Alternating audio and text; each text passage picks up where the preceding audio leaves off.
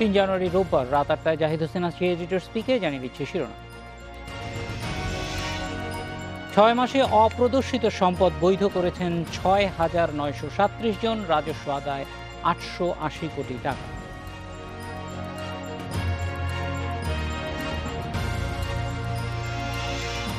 পেঁয়াজ আমদানিতে আবারও শুল্ক আরোপের চিন্তা, ভারতের পেঁয়াজ আসতেই বাজারে কমে গেছে দাম।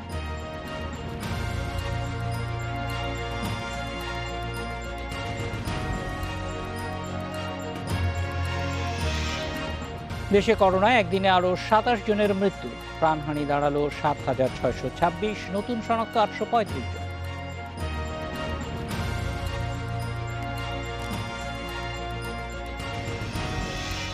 গত ৬ মাসে অপ্রদর্শিত সম্পদ বৈধ করেছেন ৬,৯৩৭ জন। এতে রাজস্ব আদায় হয়েছে ৮৮০ কোটি টাকা। রোববার জাতীয় রাজস্ব বোর্ড এনবিআর সূত্রে এসব তথ্য জানা গেছে। এর মধ্যে পুঁজিবাজারে বিনিয়োগ করেছেন ১৮৮ জন। বাকিদের কেউ স্থাবর অস্থাবর সম্পদ বৈধ করেছেন, আর কেউ বিনিয়োগ করেছেন আবাসন খাতে। দীর্ঘদিন ধরেই অপ্রদর্শিত সম্পদ বৈধ করার সুযোগ দিয়ে আসছে জাতীয় রাজস্ব বোর্ড এনবিআর। তবে এবার সুযোগ অবারিত করা হয়, দেয়া হয় পুঁজিবাজার ও ব্যাংকে বিনিয়োগের সুযোগ, এমনকি স্থাবর অস্থাবর সম্পদও বৈধ করার সুযোগ রাখা হয়। এনবিআর কর্মকর্তারা জানান, ৩০ ডিসেম্বর পর্যন্ত পুঁজিবাজারে বিনিয়োগ করেছেন ১৮৮ জন, কর আদায় হয়েছে ২২.৫ কোটি টাকা। আর আবাসন সহ অন্য খাতে সম্পদ বৈধ করেছেন ৬,৭৪৯ জন, যা থেকে কর এসেছে ৮৫৮ কোটি টাকা। এনবিআর কর্মকর্তারা জানান, বর্তমান আইনে আগামী জুন পর্যন্ত অপ্রদর্শিত অর্থ পুঁজিবাজারে বিনিয়োগ করা যাবে, বৈধ করা যাবে অপ্রদর্শিত সম্পদও। সেক্ষেত্রে দিতে হবে সংশোধিত রিটার্ন। জানুয়ারি থেকে জুনের মধ্যে কেউ যদি ইনভেস্টমেন্ট করে এবং সেটা যদি নির্দিষ্ট ফর্মে ডিসিটির কাছে জানিয়ে দেয় 10% ট্যাক্স দিয়ে, সেটা সুতরাং সে সুযোগ নিতে পারে। কিন্তু প্রপার্টির ক্ষেত্রে যেটা বললাম, ইনভেস্টমেন্টের সুযোগ নাই, বাট আগে যদি কেউ করে থাকে, আনডিসক্লোজ থাকে, রিটার্নে শো না করে থাকে, সেটা এখন সে 10% ট্যাক্স দিয়ে রিটার্ন দিয়ে তাকে নিতে হবে। বিশ্লেষকেরা বলছেন, অল্প অপ্রদর্শিত সম্পদের মালিকেরা সুযোগ নিলেও বড়রা তেমন নিচ্ছেন না। বারবার এমন সুযোগ দেয়াকে অনৈতিকও বলছেন তারা। এই ধরনের সুযোগ সাধারণ মানুষ যারা আইনি প্রক্রিয়াতে ৩০% বা ২৫% হারে কর দিচ্ছে, তারা কিন্তু খুবই ক্ষুব্ধ বোধ করে। কারণ এটা তাহলে তাদেরকে এটা উৎসাহিত করে যে ঠিক আছে, কর না দিলে পরবর্তীতে আমি এই ধরনের সুযোগ করে দিলে আমি তখন 10% আমি করটা দিয়ে দিতে পারবো। কর্মকর্তারা জানান, যারা সুযোগ নিচ্ছেন না তাদের প্রতি ভবিষ্যতে কঠোর হবে এনবিআর। অপ্রদর্শিত সম্পদ বৈধ করার সুযোগ দেয়া হচ্ছে দীর্ঘদিন ধরেই। অতীতে এই সুযোগ সবচেয়ে বেশি কাজে লাগে সেনা নিয়ন্ত্রিত তত্ত্বাবধায়ক সরকারের সময়। সেবার এই খাত থেকে রাজস্ব আয় হয় ৮০০ কোটি টাকা। তবে এবার সেই রেকর্ড ছাড়িয়ে গেছে। এবার অপ্রদর্শিত সম্পদ বৈধ করেছেন প্রায় ৭,০০০ মানুষ, রাজস্ব আয় হয়েছে ৮৮০ কোটি টাকা। এনবিআর কর্মকর্তারা বলছেন, এই সংখ্যা আরও বাড়বে। এনবিআর এর তথ্য মতে ৩০ ডিসেম্বর পর্যন্ত রিটার্ন জমা দিয়েছে প্রায় ২.৫ লাখ করদাতা, আদায় হয়েছে ৩,৭৬৪ কোটি টাকা। এছাড়া সময় আবেদন করেছেন আরও ১.৫ লাখ করদাতা। Ruhul Amin, independent news, Dhaka. এ বিষয়ে আরও জানাতে বার্তাকক্ষ থেকে আমাদের সঙ্গে যোগ দিচ্ছেন সহকর্মী রুহুল আমিন। রুহুল, এই যে কালো টাকা সাদা করার প্রক্রিয়াটি, সেটি দীর্ঘদিন যাবতই চলে আসছে। একটা বড় কথা বলা হচ্ছে যে যারা বৈধভাবে টাকা দিচ্ছেন তারা নিরুৎসাহিত হবে, আবার অন্যদিকে এই কালো টাকা অর্জনের ক্ষেত্রে যে একটা অবৈধ পন্থার কথা বলা হচ্ছে, সেইটার এক ধরনের ইম্পিউনিটি দেওয়া হচ্ছে কিনা। নিঃসন্দেহে, তবে একটি বিষয়, যারা কর দেন তাদের মধ্যে একটি ভীতি এবং দায়িত্ববোধ কাজ করে। কর দেয়া একই সঙ্গে দায়িত্ববোধের ব্যাপার, একই সঙ্গে আবার ভীতিরও ব্যাপার, যে আপনি কর দিচ্ছেন না, যে কোনো মুহূর্তে আপনি এনবিআর বা অন্য কোনো সংস্থার হাতে আপনার সম্পদের বিবরণী চলে যেতে পারে বা আপনি আইনের মুখোমুখি হতে পারেন। তবে যারা কর দেন তারা এই দুই দৃষ্টিকোণ থেকেই দেন, যে তারা আইনি কাঠামোর মধ্যে আছেন বলেই তারা কর দেন, এবং অনেকটা ভীতির থেকেই দেন। কারণ আমরা যখন সাধারণ মানুষের সঙ্গে, বিভিন্ন শ্রেণী পেশার মানুষের সঙ্গে কথা বলি, তারা বলেন যে কর দেয়া তাদেরকে এটা একটা বাধ্যতামূলক, আইনে বাধ্যতামূলক করা হয়েছে, সে কারণে তারা কর দিচ্ছেন। দ্বিতীয় যে কথাটি বললেন যে এটি মানে অবারিত সুযোগ দেয়া, তাহলে অবৈধ সম্পদ অর্জনের দিকেই মানুষকে বেশি ঠেলে দেয় কিনা? অবশ্যই আসলে যে ব্যাপারটি মূল সমস্যা যে আমাদের অর্থনীতিতে, বিশেষ করে যে অর্থনীতিগুলো উন্নয়নশীল পর্যায়ে থাকে, সেখানে অনেক বেশি কালো টাকা তৈরি হয় এবং এর অনেকগুলো কারণ থাকে। আপনি জানেন যে আমাদের ট্রানজ্যাকশন বেশিরভাগ ক্ষেত্রেই ক্যাশ ট্রানজ্যাকশন হয়, এখানে ডিজিটাল ট্রানজ্যাকশনের পরিমাণ তুলনামূলক কম। যেহেতু এখানে অনেক বেশি ক্যাশ ট্রানজ্যাকশন হয়, সেহেতু এখানে টাকা লুকানো যায়। এরকম অনেক কারণ আছে যে কারণগুলো এখানে অর্থনীতিতে কালো টাকা তৈরি হয়। এখন আপনি বলতেই পারেন যে সরকার কালো টাকা আদায়ে আগ্রাসী ভূমিকা নেয় না কেন? এর আগে অবশ্য আমরা দেখেছি সেনা নিয়ন্ত্রিত তত্ত্বাবধায়ক সরকারের সময়ে সেই সরকারকে আমরা অনেক আগ্রাসী দেখেছি।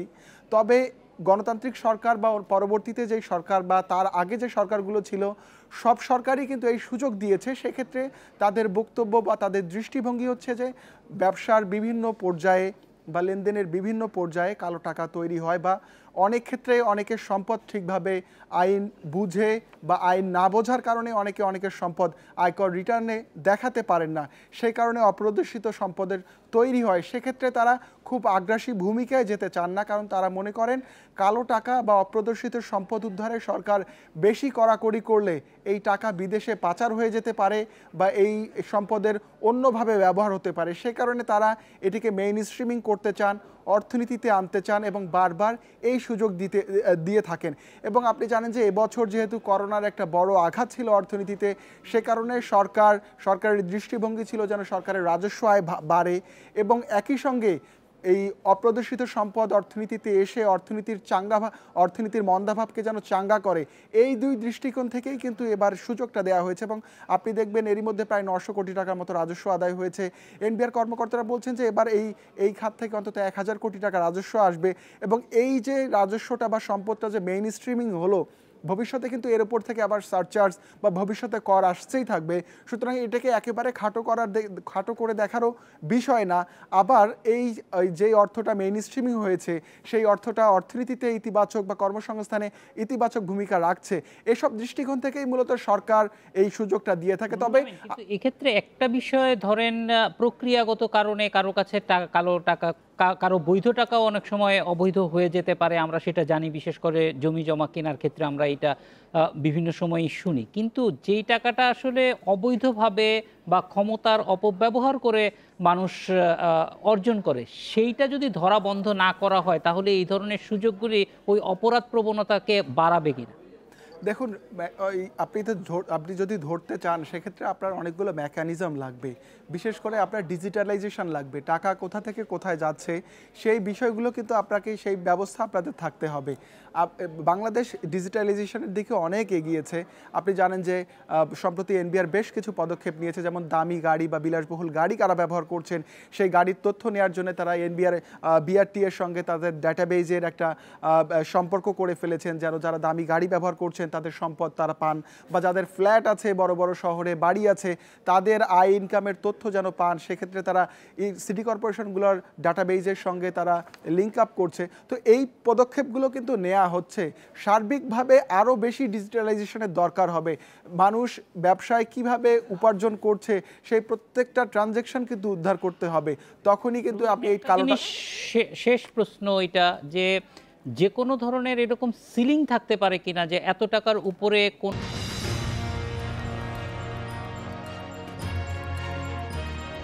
পেঁয়াজ আমদানিতে আবারও শুল্ক আরোপের চিন্তা করা হচ্ছে বলে জানিয়েছেন বাণিজ্যমন্ত্রী টিপু মুনশি। এদিকে রাজধানীর পাইকারি বাজারে এরই মধ্যে দাম কমে প্রতি কেজি দেশি পেঁয়াজ 30 থেকে 32 টাকায় বিক্রি হচ্ছে। তবে স্থলবন্দরেই ভারতীয় পেঁয়াজের দাম পড়ছে 38 থেকে 40 টাকা। এ নিয়ে কথা বলতে মিরপুর থেকে আমাদের সঙ্গে যোগ দিচ্ছেন কৃষি অর্থনীতিবিদ ডক্টর জাহাঙ্গীর আলম খান এবং চট্টগ্রাম থেকে সাথে আছেন সহকর্মী ইফতেখার ফয়সাল। ডক্টর জাহাঙ্গীর আলম, আপনার কাছ থেকে জানতে চাই যে এই সময়ে বিশেষ করে পেঁয়াজের মৌসুম যখন শুরু হচ্ছে তখন ভারত থেকে পেঁয়াজ আমদানি করা হচ্ছে, এই ব্যাপারে মানে ক্রেতাদের মধ্যেও এক ধরনের আশঙ্কা আছে। আপনারা বিষয়টাকে কিভাবে দেখছেন এবং বাণিজ্য মন্ত্রী শুল্ক আরোপের যে প্রস্তাব করেছেন সেইটি যৌক্তিকতা কি? দেখুন, এখন তো পেঁয়াজ উঠতে শুরু করেছে। মুড়ি কাটা পেঁয়াজ যেটা বাল্ব থেকে হয় সেই পেঁয়াজটা উঠতে শুরু করেছে। কিছুদিন পরে বীজ থেকে উৎপাদিত পেঁয়াজ সেটাও বিপুল পরিমাণে উঠতে শুরু করবে, হারভেস্ট শুরু হবে। কাজে এই পরিস্থিতিতে পেঁয়াজ আমদানিটা খুবই ইতিবাচকভাবে দেখার কোনো সুযোগ নেই। কারণ পেঁয়াজ যদি ভারতীয় পেঁয়াজ এখন আমদানি করা হয়, তাহলে যেই আমদানি সমতা মূল্য যেটা দাঁড়াবে সেটা অনেক নিচে হবে, যেটা আমাদের কৃষক সেই দামে বিক্রি করলে কৃষক লোকসান হবে। তো এই পরিস্থিতিতে পেঁয়াজ আমদানিটা আমরা নিরুৎসাহিত করি এবং জানুয়ারি, ফেব্রুয়ারি, মার্চ, এপ্রিল পর্যন্ত যখন পেঁয়াজের ভর মৌসুম, সেই সময়ে পেঁয়াজ আমদানি নিষিদ্ধ করাটাই উত্তম কাজ হবে। যদি নিষিদ্ধ করা কোনো কারণে সম্ভব না হয়, তাহলে এই সময়ে কমপক্ষে 50% হারে পেঁয়াজের উপরে, আমদানির উপরে শুল্ক আরোপ করা যুক্তিসঙ্গত হবে। কারণ 50% শুল্ক দিয়ে যদি বাংলাদেশের বাজারে পেঁয়াজ, বিদেশি পেঁয়াজ বা ভারতের পেঁয়াজ প্রবেশ করতে হয়, তাহলে এর আমদানি সমতা মূল্য 30 টাকার উপরে হবে, যেটা বাংলাদেশের কৃষক সেখানে কম্পিট করতে পারবে। নতুবা পেঁয়াজের যেই দাম, বাজার দর, সেটা অনেক নিচে নেমে যাবে এবং তাতে করে আমাদের বাংলাদেশের কৃষক তারা ক্ষতিগ্রস্ত হবে। সেজন্য অল্টারনেটিভ দুটো, একটা হলো যে পেঁয়াজ আমদানি 3-4 মাসের জন্য নিষিদ্ধ করা, অথবা কমপক্ষে 50% হারে আমদানি করা পেঁয়াজের উপরে শুল্ক আরোপ করা, যাতে করে আমাদের কৃষকরা ক্ষতিগ্রস্ত না হয়।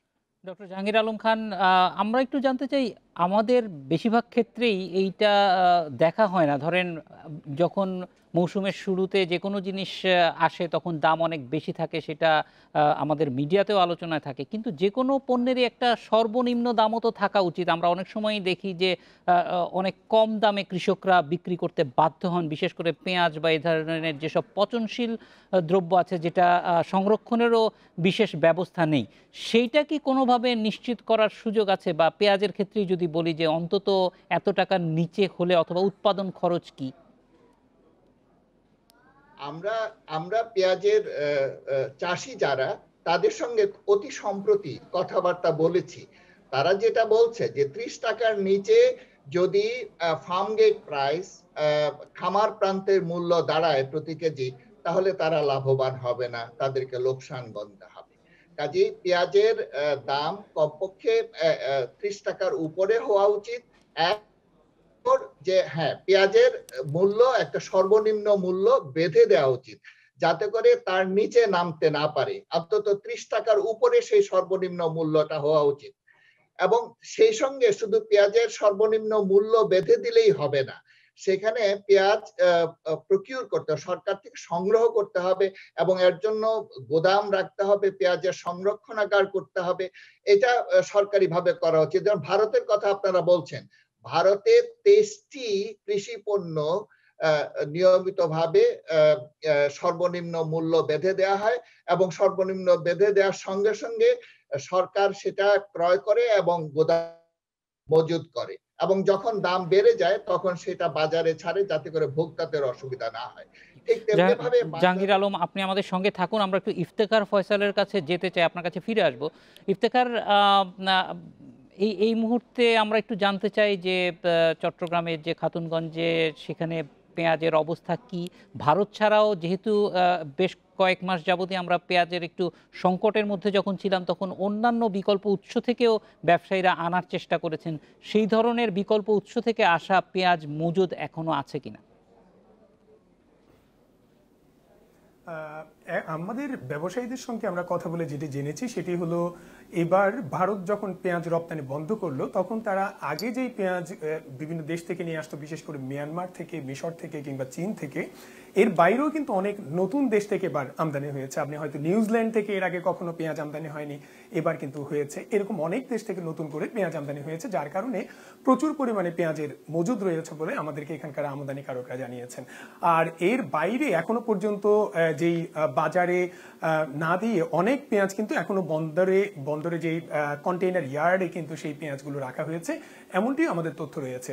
আর বিশেষ করে দেশীয় জাতের যে পেঁয়াজ সেটিও কিন্তু এর মধ্যে বাজারে চলে এসেছে এবং আমরা শুরুর দিকে দেখেছিলাম এটি প্রায় 48 টাকা পর্যন্ত প্রতি কেজিতে বিক্রি হয়েছে। কিন্তু এই মুড়িকাটা পেঁয়াজটি কিন্তু এই ভারত যখন রপ্তানি পুনরায় শুরু করার যখন ঘোষণা এলো তখন কিন্তু এটি একেবারে 32 টাকা দামের মধ্যে চলে এসেছে। আজকেও আমরা দেখেছি 32-33 টাকায় চট্টগ্রামের খাতুনগঞ্জে বিক্রি হয়েছে। আর বাকি যে পেঁয়াজগুলো সেক্ষেত্রে আমরা যদি গড়ে দামটি নির্ধারণ করি সেক্ষেত্রে বলা যায় একেবারে পাইকারি বাজারে 18 টাকা থেকে 48 টাকা পর্যন্ত এখন পেঁয়াজ বিক্রি হচ্ছে।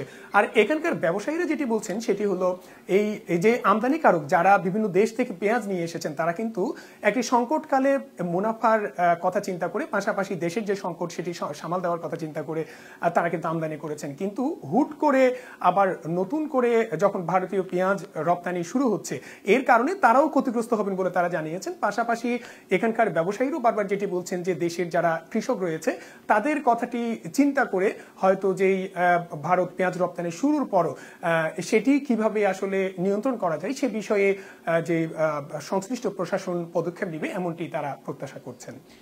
ইফতেখার ফয়সাল, জাহাঙ্গীর আলম খান, আপনারা সঙ্গে থাকুন, আমরা ফিরে আসবো। জাহাঙ্গীর আলম, আপনার কাছে জানতে চাইবো যে একটা সামগ্রিক নীতি প্রয়োজন কিনা, এবং আপনি যেটি বলছিলেন যে আসলে যে কোনো পণ্যেরই একটা নিম্নতম দাম এটা নির্ধারণ থাকা প্রয়োজন, সেইটা হলে হয়তো অনেক সময় কৃষকরা তাদের আবাদ বাড়াতেও আরও বেশি উৎসাহিত হবে, তারা এটা একটা প্রণোদনা হিসেবেও দেখতে পারেন। আমরা একটা বিরতির পর ফিরে এসে জানতে চাইবো যে কী ধরনের পরিকল্পনা করলে এটা করা সম্ভব হবে।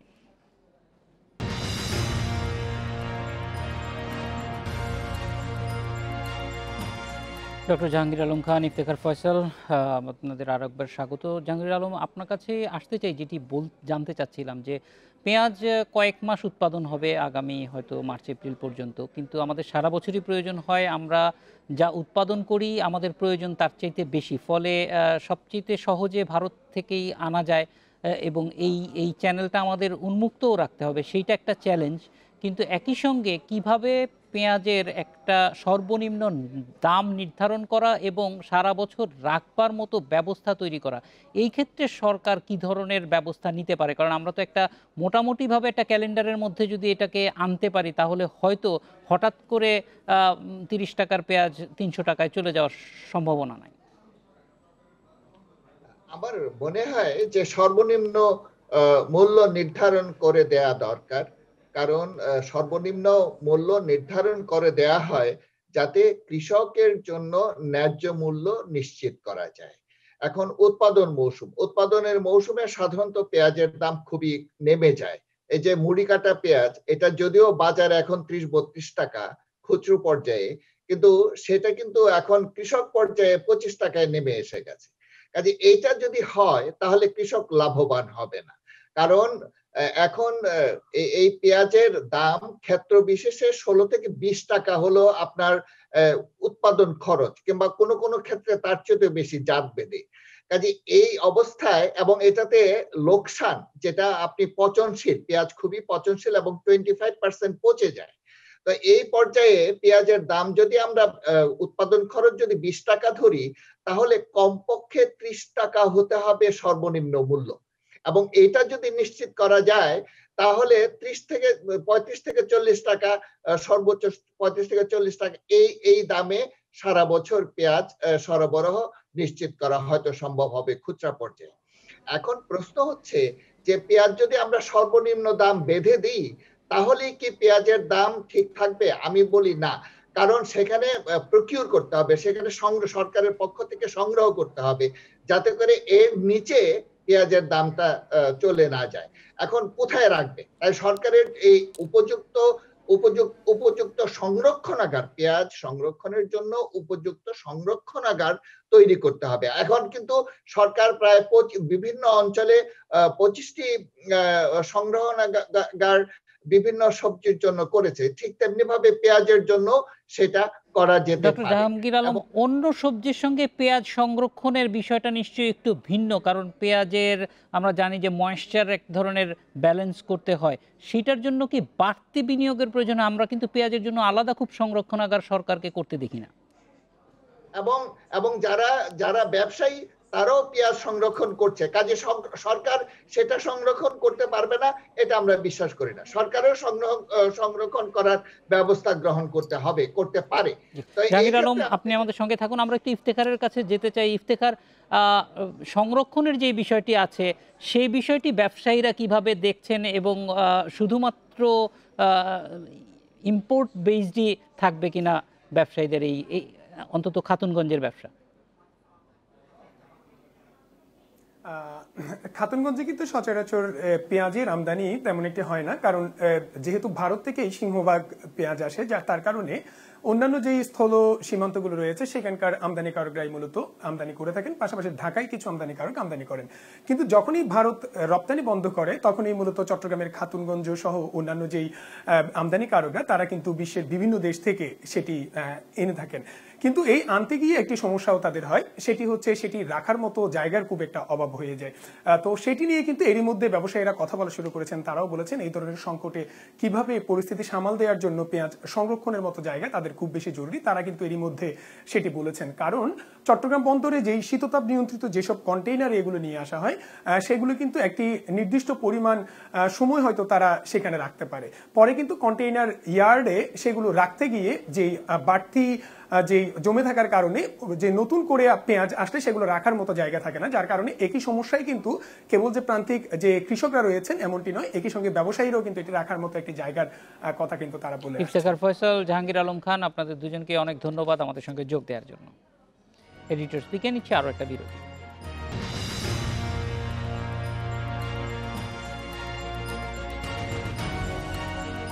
দেশে করোনায় আরও 27 জনের মৃত্যু হয়েছে, এর মধ্যে পুরুষ 16 এবং নারী 11 জন। এ নিয়ে মোট প্রাণহানি হলো 7,626 জনের। এ নিয়ে কথা বলতে শ্যামলী থেকে আমাদের সঙ্গে যোগ দিচ্ছেন আইইডিসিআর এর প্রধান বৈজ্ঞানিক কর্মকর্তা ডক্টর ASM আলমগীর। স্বাগত ডক্টর আলমগীর। আমরা একটু জানতে চাই যে এই মুহূর্তে কোভিডের পরিস্থিতিটা কীরকম দেখছেন? আমরা গত কয়েকদিন যাবৎ দেখছি রোগীর সংখ্যা কিছুটা তুলনায় কমে এসেছে। এটি কিসের ইন্ডিকেশন মনে করছেন? ধন্যবাদ। আসলে ওভারঅল পরিস্থিতি আপনি যদি জেলা পর্যায় থেকে চিন্তা করেন বা আমাদের ঢাকায় যেরকম রোগীর সংখ্যা বেশি ছিল তুলনামূলকভাবে কমেছে, কিন্তু এটাই কিন্তু স্যাটিসফ্যাকশনের জায়গা নয়। আমাদের এই সংক্রমণটা যদি আরো কমানো না যায় আমরা যে কোনো সময় বিপজ্জনক পরিস্থিতি পড়তে পারি। এবং আপনি দেখেছেন যখনই আমরা মাস্ক ব্যবহার বাড়াচ্ছি তখনই কিন্তু সংক্রমণ সংখ্যা আমাদের কমছে। সো এটা এই জন্য আমাদের সবাইকে সতর্ক থাকতে হবে যে এটা বিশ্ব স্বাস্থ্য সংস্থার মতে যদি শনাক্তের সংখ্যা 5 ভাগের নিচে না হয় তাহলে তাকে সহনশীল মাত্রা বলা হয় না। আর সারা পৃথিবীতেই শীত নিয়ে মানুষ চিন্তিত, শীতের সময় যেটা বাড়তে পারে এবং ইউরোপ এবং আমেরিকায় অনেক বেড়ে গেছে আপনারা দেখেছেন। সেই সংখ্যা আমাদের এখানেও থেকে যাবে, কিন্তু আমাদের সবাইকে এখনো সেই স্বাস্থ্যবিধি মেনে যদি না চলি তাহলে একটা সহনশীল মাত্রায় আসবে না। এবং সবাই মিলে চেষ্টা করলে আমরা নিশ্চিতভাবে এখন সহনশীল মাত্রায় দিকেই যাচ্ছি। কিন্তু আমাদের একটা উদ্বেগের কারণ হচ্ছে যে আপনারাও খেয়াল করেছেন যে মৃত্যু সংখ্যা বেড়ে যাচ্ছে এবং কনস্ট্যান্টলি মানে এটা আরো আমাদের আসলে অনেক কম হওয়া উচিত ছিল এখন। কিন্তু এখানে যেটা হচ্ছে যে আমি বারবারই আপনাদের মাধ্যমে বলছি যে আমাদের যাদের বয়স একটু বেশি অর্থাৎ 50-এর ঊর্ধ্ব তাদের যদি কোমরবিডিটি থাকে বা আপনার যদি কোনো ধরনের কোমরবিডিটি অর্থাৎ diabetes, heart disease, lung disease, kidney disease বা অন্য কোনো শরীরের যে ইমিউনো কম্প্রোমাইজড কন্ডিশন থাকে তাহলে যদি করোনা পজিটিভ হয় সাথে সাথে হাসপাতালে ভর্তি হয়ে চিকিৎসা নেওয়াটা অত্যন্ত জরুরি। আমরা অনেকে বাসায় থেকে চিকিৎসা নেওয়ার চেষ্টা করছি এবং সেখানে জটিলতা তৈরি হচ্ছে, তারপরে হাসপাতালে যাচ্ছি, তখন আসলে আমাদের চিকিৎসকদের কিছু করার থাকে না। সো আমি রিকোয়েস্ট করব দয়া করে যাদের এই করোনা পজিটিভ হয় তাদের যদি কোনো রকমের কোমরবিডিটি থাকে এবং যারা বয়স্ক দয়া করে হাসপাতালে এসে চিকিৎসা নিন, তাহলে জটিলতা তৈরি হবে না, তাহলে আমাদের মৃত্যুর সংখ্যাটা কমে যেতে পারে। ডক্টর আলমগীর, আমরা অবশ্যই বেশ কয়েকদিন যাবতই প্রস্তুতি নিচ্ছি যে ভ্যাকসিন আসবে সেই জন্য, এবং গত 1-2 দিনে আমরা দেখেছি যে সেরাম ইনস্টিটিউটের যে ভ্যাকসিন বাংলাদেশ পাবে বলে নিশ্চিত আছে সেইটি যুক্তরাজ্যেও অনুমোদন দেয়া হয়েছে, ভারতেও অনুমোদন দেয়া হয়েছে। বাংলাদেশে ব্যবহারের জন্য কি ধরনের অনুমোদন প্রক্রিয়া ব্যবহার করা হবে?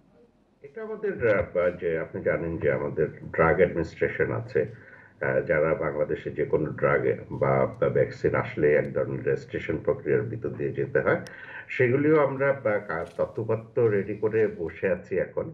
যে আমরা আজকে অপেক্ষা করছিলাম যে ভারতের ড্রাগ কন্ট্রোলার আজকেই পারমিশন দিয়েছে, আসলে গতকাল দিয়েছিল তাদের অ্যাডভাইজারি কমিটি। সো তারাও দুটো ভ্যাকসিনকে, এবং এগুলি আসলে ইতিবাচক দিক, এবং নতুন বছরের শুরুতে এসব খবর আমাদের মানব জাতির কল্যাণের জন্যই আসলে মঙ্গলজনক, এবং সেখানে আমাদের সকল ধরনের প্রস্তুতি আছে। জানেন যে আমাদের একটি শক্তিশালী ইমিউনাইজেশন প্রোগ্রাম আছে, যেটা সম্প্রসারিত টিকাদান কর্মসূচি। আমাদের ভ্যাকসিন ডিপ্লয়মেন্ট রেডি আছে, আমাদের প্রায়োরিটাইজেশন করা হয়ে গেছে। এখন শুধু আসলে লেট মোমেন্ট, যেটা একদম শেষ মুহূর্তের প্রস্তুতিতে আমরা আছি।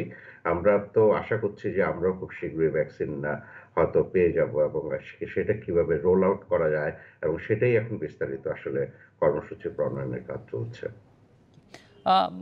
বিশ্বের অন্যান্য দেশে যেখানে ভ্যাকসিন দেওয়া শুরু হয়েছে সেখানেও বলা হচ্ছে যে আসলে ভ্যাকসিন দেওয়ার পরও যেসব বেসিক সতর্কতার কথা প্রথম থেকে বলা হয়েছে সেগুলি মানুষকে মেনে চলতে হবে। আপনি একটু আগে বলছিলেন যে এইগুলি যতই আমরা বেশি ব্যবহার করছি বা আমাদের জীবনযাত্রার মধ্যে মাস্ক সহ অন্যান্য ব্যাপারগুলি নিয়ে আসছি, ততই আমাদের সংক্রমণ কমে যাচ্ছে। ফলে মানুষের মধ্যে এই জিনিসটাকে আরও বেশি মানে তারা যাতে এগুলি অনুসরণ করে সেগুলির জন্য এনার্জাইজড রাখা। কারণ আমরা জানি যে ভ্যাকসিন চলে আসার পরেই এইটা বিভিন্ন সময় একটা শিথিলতা দেখা যাওয়ার শঙ্কা থাকে। আমরা আসলে ভ্যাকসিনের যখন প্রচারণা শুরু করব বা ক্যাম্পেইন শুরু করব, সাথে সাথে আমরা মাস্কের ক্যাম্পেইনও জারি রাখবো। এবং আপনি জানেন যে সারা পৃথিবী বলা হচ্ছে যে আসলে যে কোনো ভ্যাকসিন তো শতভাগ কাজ করে না। সো আপনি যদি শতকরা 90 ভাগ একটি ভ্যাকসিন ইফেক্টিভ হয়, তাহলে 10 ভাগ মানুষ কিন্তু তখনও কাজ করবে না। সো তারা ভাইরাস ছড়াবেই। এবং আমাদের এই সারা পৃথিবীর সকল মানুষের জন্য যেই উপদেশ সারা পৃথিবী দিচ্ছে, সেটা আমাদের জন্য প্রযোজ্য। যখন ভ্যাকসিনেশনের পরেও কিন্তু যে সাথে সাথে তো আর অ্যান্টিবডি ডেভেলপ করবে না, আপনাকে সময় দিতে হবে। এবং সেই সময়টা, এবং এই যে ভ্যাকসিন চলাকালীন সময়ে সারা পৃথিবীর যদি একটি মানুষ ইনফেক্টেড থাকে, আমি যে কোনো সময় ইনফেক্টেড হতে পারি। সারা পৃথিবীর সকল দেশ একসাথে ভ্যাকসিনেশন করতে পারবে না। সো সকল দেশ একটা রিস্কে পড়ে যাবে। সো আমাকে ভ্যাকসিনের সাথে স্বাস্থ্যবিধিগুলো মেনে চলতেই হবে। এবং আমরা যত বেশি মাস্ক পরে ঘরের বাইরে যাওয়াই কম যাওয়া মঙ্গল। এখনো যদি যাই তাহলে অবশ্যই মাস্ক পরে যেতে হবে, জনসমাগম এড়িয়ে চলতে হবে, এবং হাত পরিষ্কার রাখতে হবে, এবং এটাই বাস্তবতা। ডক্টর আলমগীর, অনেক ধন্যবাদ আমাদের সঙ্গে যোগ দেওয়ার জন্য। এই ছিল এডিটর স্পিকিং, ইন্ডিপেন্ডেন্ট টেলিভিশনের সব খবর বিস্তারিত জানতে চোখ রাখুন ফেসবুক, ইউটিউব, টুইটার।